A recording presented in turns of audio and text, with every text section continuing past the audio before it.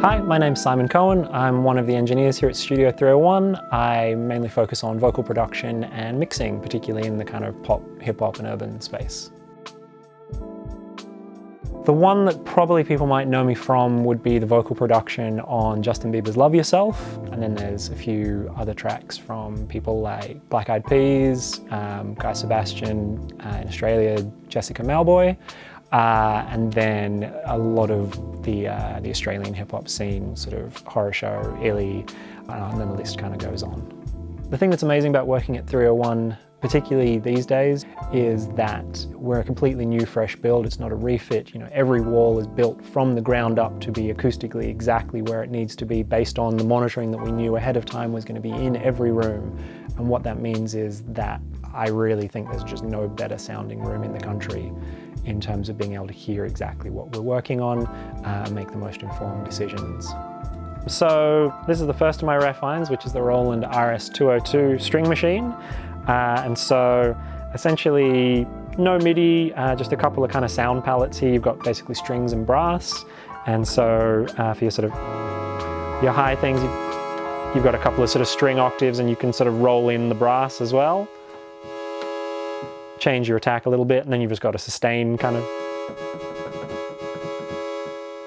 type thing. For me, the really interesting part about that is then working in the ensemble, which is quite similar to the DIM-D.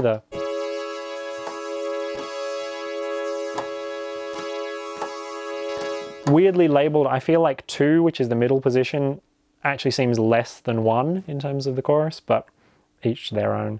And then from there you've got a little blend of your brass and strings. So if you bring everything in together, like sort of all available options,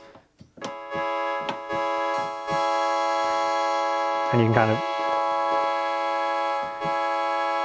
kind of do a little bit of a blend, and you can tweak your sustain for essentially the upper and low, the equivalent of like an upper and lower range for a keyboard. You can sort of tweak your sustain differently, and you've got a bit of vibrato here as well if you really want. And then you can set the kind of the low guy.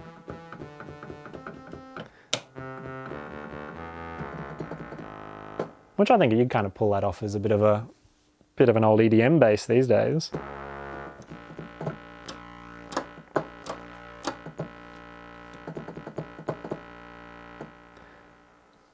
So my second rare find is a Frostwave Funka Duck filter pedal. I love that it's yellow, which I'm probably pretty sure is what drew me to it originally. I would buy all sorts of just kind of weird things that you saw in guitar shops.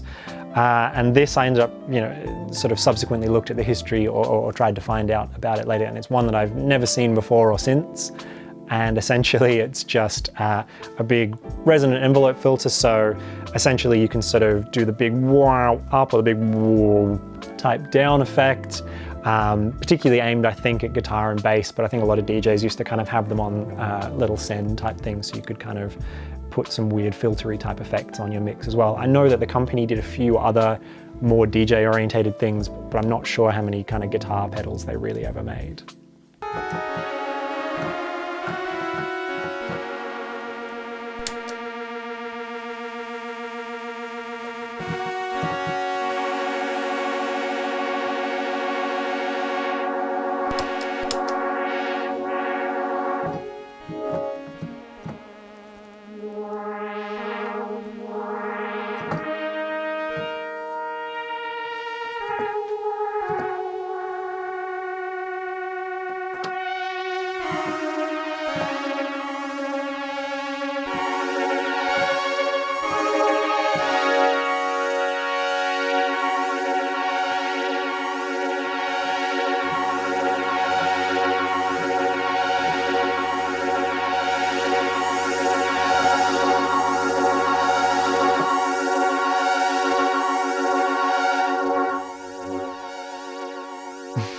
Says it on the thing. Yeah, so Frostwave I think was the company, and it makes it sound real funky.